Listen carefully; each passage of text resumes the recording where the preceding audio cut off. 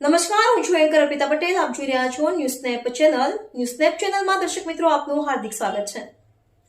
દરરોજ નવીન સમાચાર જોવા માટે સતત અમારી સાથે જોડાયેલા રહો.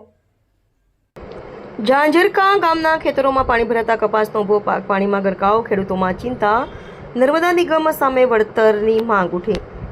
અમદાવાદ જિલ્લાના ધંધોકા તાલુકાના ઝાંઝરકા ગામની સીમમાં આવેલા ખેતરોમાં તાજેતરના વરસાદ બાદ પાણી ભરાઈ જતા કપાસ સહિતનો ઉભો પાક પાણીમાં ગરકાવ થઈ ગયો છે. અડવાળ માઇનોર કેનાલના કારણે વરસાદી પાણીનો યોગ્ય નિકાલ ન થતાં ખેડૂતોને ભારે આર્થિક નુકસાનની ભીતિ સેવાઈ રહી છે. ખેડૂતોના જણાવ્યા મુજબ અડવાળ માઇનોર કેનાલના નિર્માણ બાદ વરસાદી પાણીના કુદરતી નિકાલમાં અવરોધ સર્જાયો છે. પરિણામે દર વર્ષે વરસાદ દરમિયાન ખેતરોમાં પાણી ભરાઈ જાય છે અને પાકને નુકસાન વેઠવું પડે છે. વર્ષોથી આ જ સમસ્યા હોવા છતાં જવાબદાર તંત્ર દ્વારા કોઈ કાયમી ઉકેલ લાવવામાં આવ્યો નથી.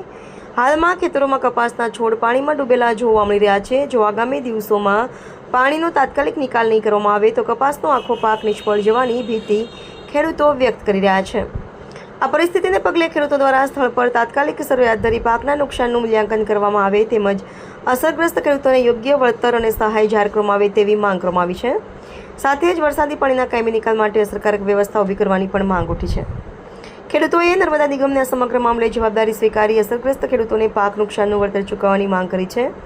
જો સમયસર યોગ્ય કાર્યવાહી નહીં કરવામાં આવે તો ખેડૂતોને મોટા પાયે આર્થિક નુકસાન વેઠવાનો વારો આવશે તેવી ચિંતા વ્યક્ત કરવામાં આવી રહી છે. Reporter CK Barad.